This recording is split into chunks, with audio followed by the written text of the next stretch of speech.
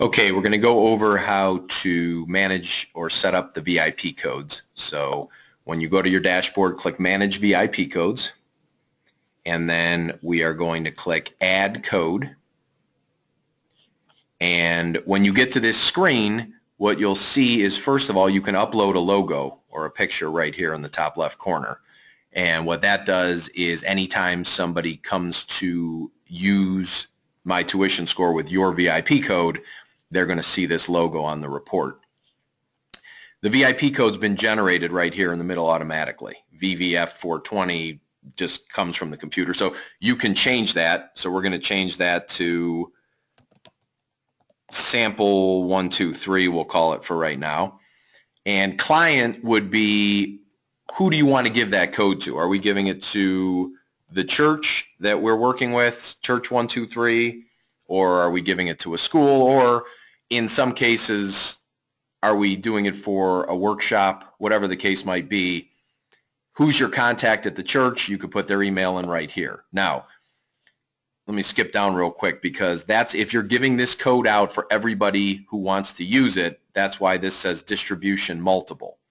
If you want to give this code to just one family, single distribution, you see right away the email box lit up here. So if I'm just giving it to the church and I only want that one person, I guess the church is a bad example, but if I only want to give this to the Jones family, okay, then I need to put the Jones family's email here. So jones@gmail.com, let's say. Only that email, only jones@gmail.com will be able to access this sample 123 VIP code.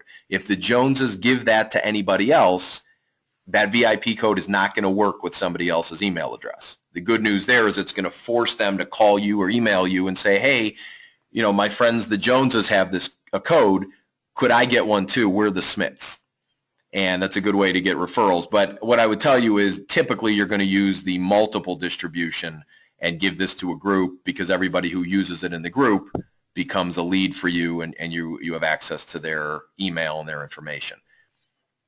Enable EFCP, it's actually going to be, this is automatically on here. This is just simply if you want to turn it off, and you never would want to turn this off. This is just showing the family what their EFC could drop to if they use the strategies that you want to offer them. You would never turn this on, enable SAT, ACT, because this is something you're going to charge for as an advisor in the Diamond package or otherwise. So you don't need to turn that on. You don't want to enable that. So ignore. And phone consult, for now, you'd ignore. When you get comfortable to where you might want to have a certain group pulling the report and have people be able to call you for a consultation directly from the report, you might enable that. But again, that would be down the road. So I'm just telling you what these three things are right now, but what I'm also telling you, ignore them, don't enable them. Notes are going to be just for you. You know, I want to make sure I note that I gave the Jones family this code on February 5th, and I'll call them back next week, or whatever. Active, obviously the code is active, but if you want to deactivate it, you're tired of the Jones giving you the runaround, or the church isn't giving you any leads, and you don't want them telling family and friends outside of the church about this particular code, you can make it inactive. And that's all you need to know. You click update, and the code's automatically going to be there on your dashboard, and everybody who uses that code is going to be showing up on your dashboard, both here in My Tuition Score and in POM.